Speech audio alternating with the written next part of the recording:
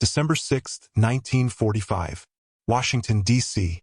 John Maynard Keynes sat across from American negotiators, hands trembling. The most brilliant economist of his generation had just been handed terms that would bankrupt the British Empire. Britain had spent everything to win the war.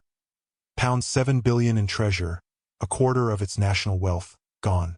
Now, with Nazi Germany defeated, Britain faced a new existential threat. Total economic collapse within weeks. The pound was in free fall. Food rations were tighter than during the Blitz. And America, Britain's wartime ally, was about to present a bill that would change everything. Keynes called it the Dunkirk of economic diplomacy. What happened in that room over the next 6 days wouldn't just reshape Britain's economy. It would systematically dismantle the largest empire in human history, all through the cold mathematics of debt, interest rates, and loan conditions. The weapon wasn't military. It was financial, and it was devastatingly effective.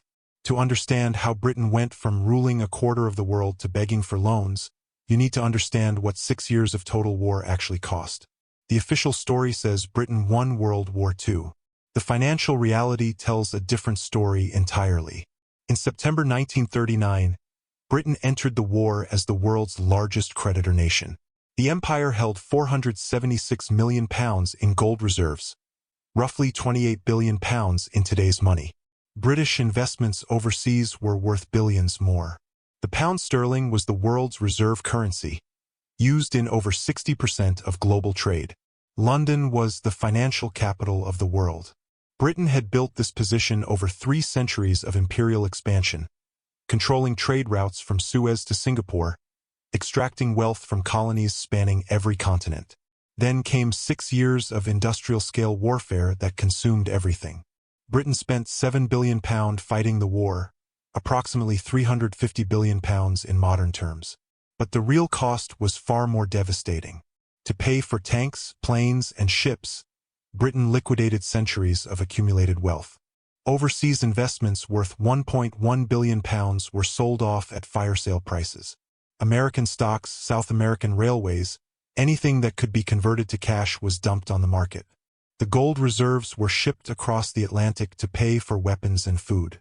By 1945, Britain's gold holdings had collapsed from £476 million to just £450 million, barely enough to cover 6 weeks of imports. But here's what they don't teach you in history class. The real financial catastrophe was what Britain owed, not what it had spent. The empire had racked up £3.4 billion in sterling balances, money borrowed from its own colonies.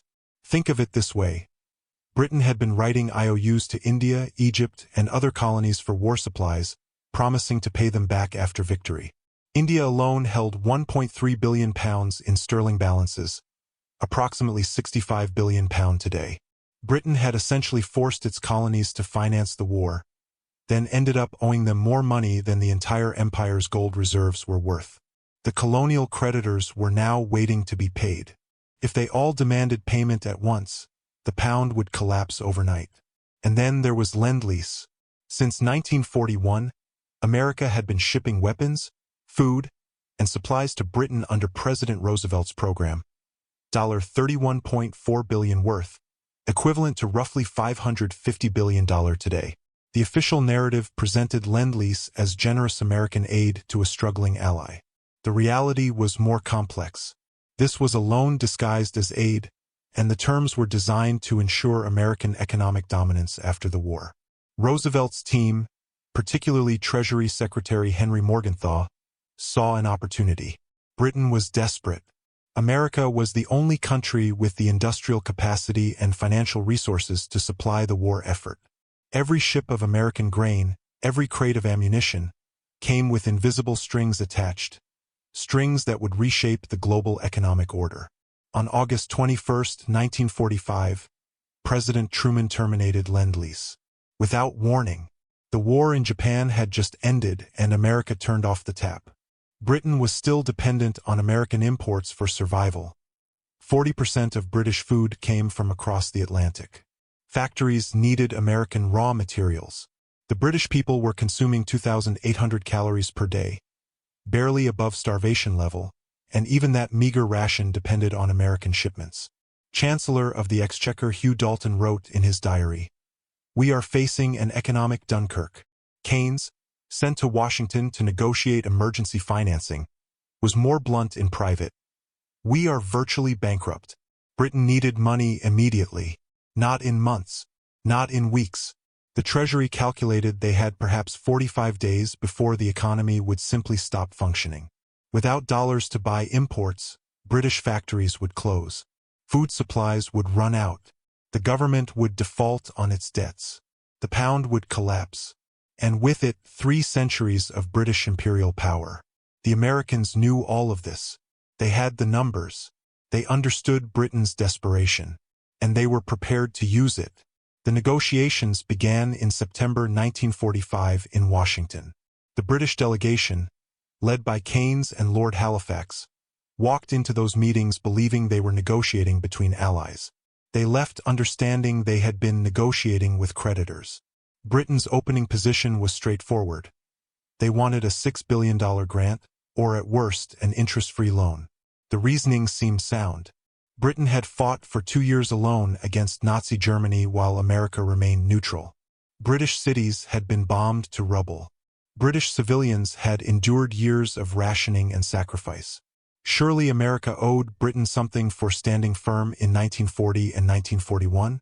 The American negotiators, led by Fred Vinson and William Clayton, saw things differently. They presented their counteroffer, a $3.75 billion loan at 2% interest, with repayment beginning in 1951, approximately $65 billion in today's money, with interest that would add billions more over the 50-year repayment period. But the real poison was in the conditions. First, Britain would have to make the pound fully convertible to dollars within 1 year of the loan being approved. This meant anyone holding pounds, including those colonies with £3.4 billion in sterling balances, could demand to exchange them for dollars at will. The Americans knew exactly what this would trigger. Britain's dollar reserves were barely adequate to cover current needs. If colonial creditors, foreign investors, and currency speculators all rushed to convert pounds to dollars simultaneously, Britain's reserves would be drained in weeks. Keynes saw it immediately. He wrote to the British cabinet, "It is as though the creditor nation were to insist upon the debtor nation exposing itself to the full blast of a northeast wind, at the same time depriving it of winter clothing." Second, Britain would have to dismantle imperial preference, the system of tariffs that gave British goods preferential access to empire markets and colonial goods preferential access to British markets. This was the economic foundation of the empire itself. For 2 centuries, Britain had used preferential tariffs to ensure that Indian cotton went to Manchester mills, that Australian wool supplied British factories, that colonial markets bought British manufactured goods.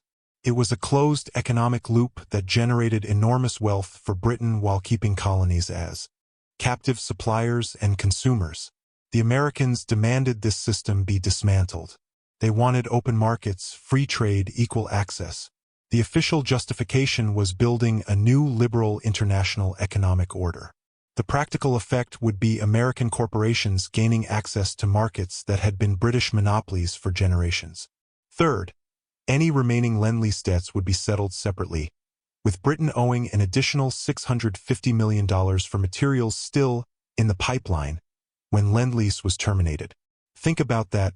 Britain had to pay for weapons and supplies that were meant to fight America's enemy, delivered under a program presented as aid. Keynes fought for weeks. He argued. He pleaded. He explained in elaborate economic detail why these terms would destroy Britain's economy. The American negotiators listened politely and didn't budge. They had the leverage. Britain had perhaps 30 days of dollar reserves left. On December 6, 1945, Keynes signed the Anglo-American loan agreement. He cabled London, "This is the best that can be obtained. I recommend acceptance, though with a heavy heart." Lord Halifax, watching the signing, later wrote, "I felt as though I were witnessing the death certificate of the British Empire." The British cabinet debated for days. Some members wanted to reject the loan, arguing that the conditions were worse than surrender. Colonial Secretary George Hall warned that convertibility would open the floodgates and drain Britain's reserves. But the alternatives were worse. Without American dollars, Britain would face immediate economic collapse. Food shortages, factory closures, mass unemployment. The government would fall. The pound would become worthless. On December 17th, the cabinet voted to accept. When the agreement went before Parliament, economist Robert Boothby called it an economic Munich. He wasn't wrong.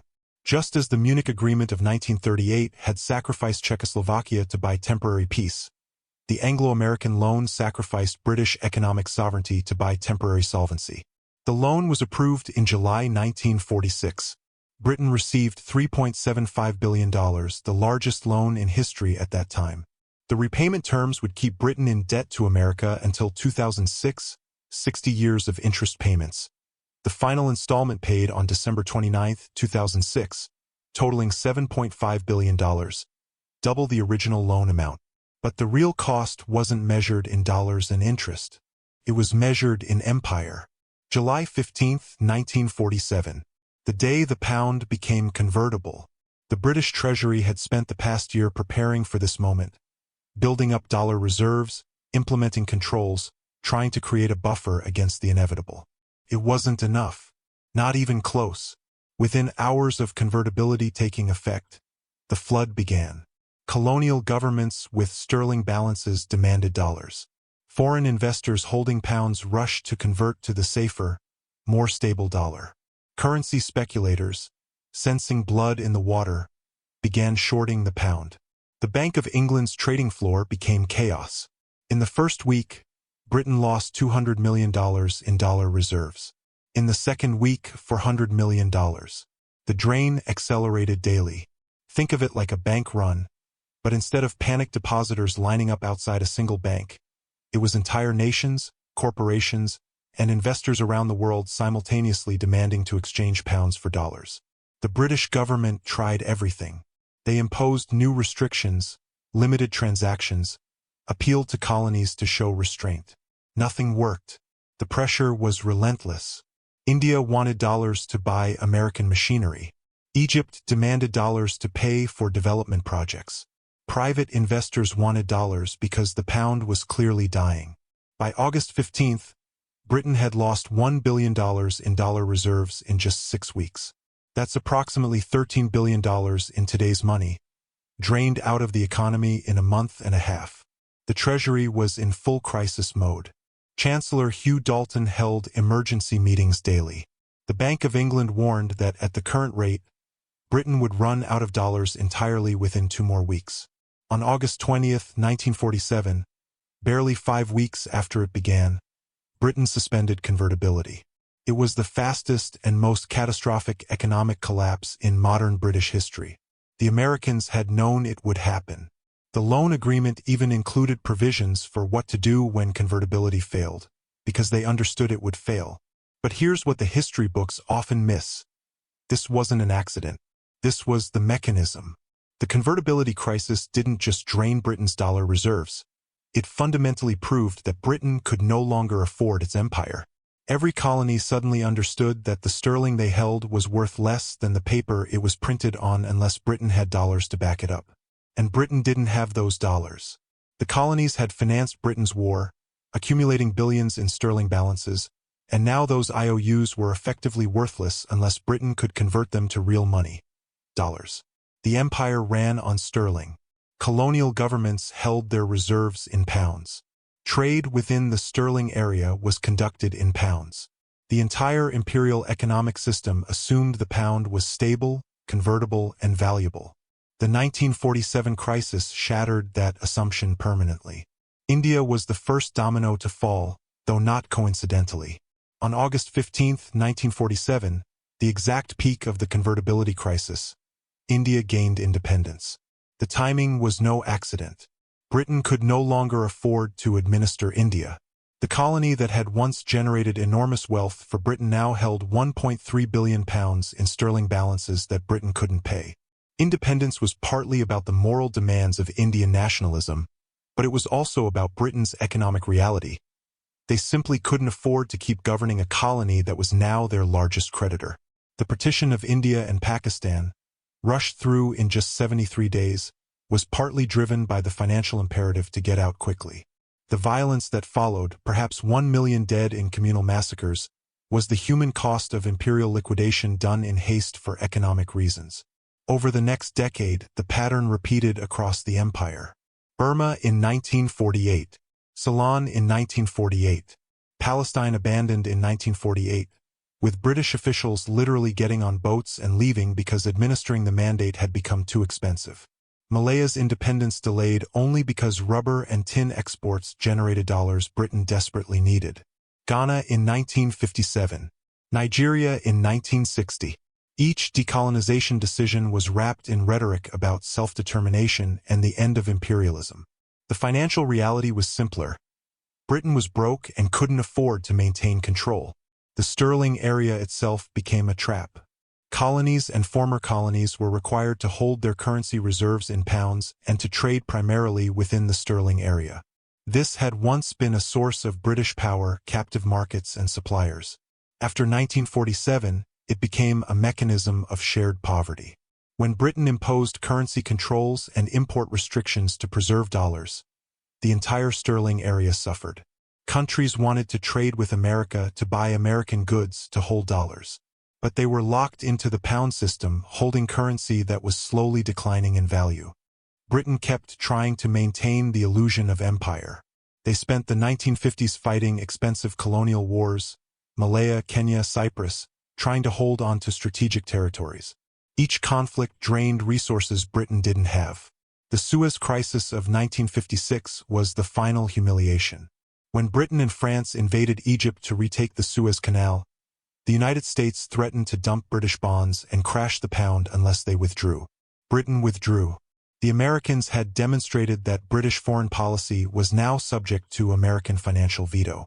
By 1960, the empire that had controlled a quarter of the world's population was reduced to scattered island territories and military bases.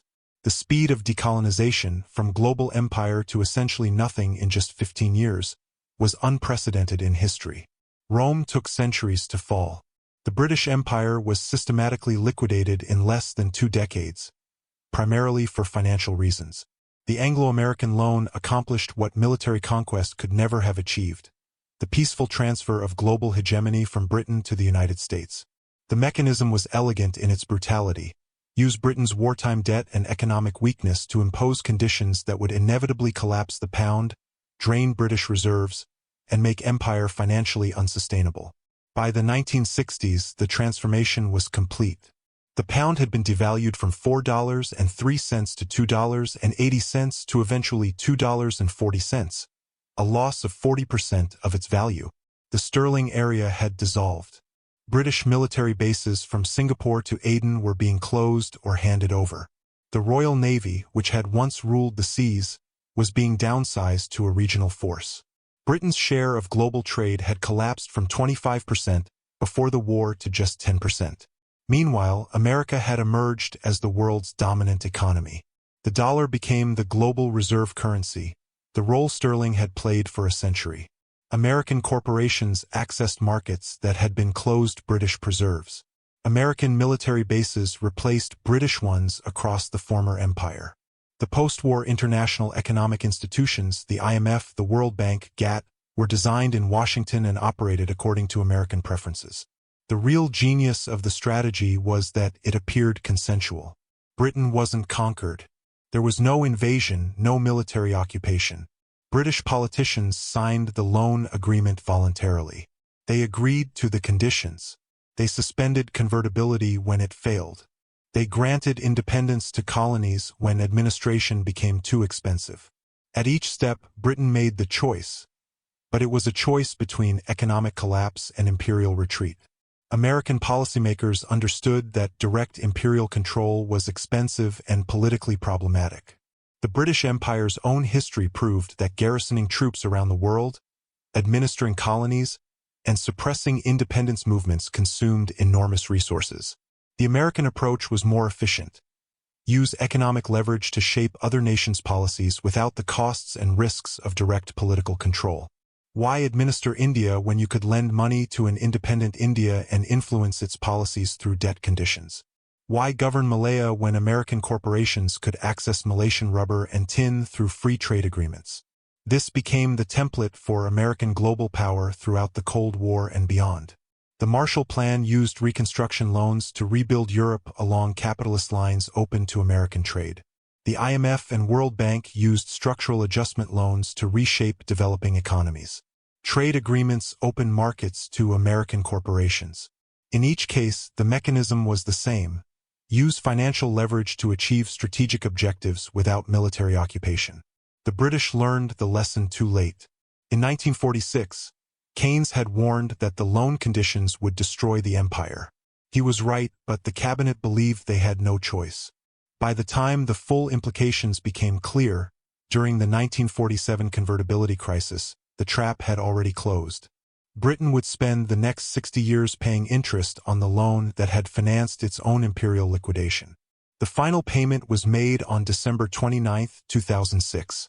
Britain transferred $83.3 million to the United States Treasury, the last installment on the Anglo-American loan. Total repaid: approximately $7.5 billion, double the original amount borrowed. The empire that loan had helped destroy was long gone. India had been independent for 59 years. The African colonies had been free for over 4 decades. The sterling area existed only in economic history textbooks. But the transformation that loan catalyzed remained. The global economic order created in 1945, with the dollar as reserve currency, with American financial institutions at its center, with free trade opening markets to American corporations, that order was still functioning in 2006, still shaping global economics and politics. In less than 48 hours of negotiations in December 1945, the financial architecture for transferring global power from Britain to America was designed. What began as an emergency loan to prevent British economic collapse ended with the systematic dismantling of the British Empire and the establishment of American economic hegemony. The price? $3.75 billion. The cost? 3 centuries of British imperial power. The weapon wasn't military force. It was interest rates, convertibility clauses, and the cold mathematics of debt. And it was devastatingly effective.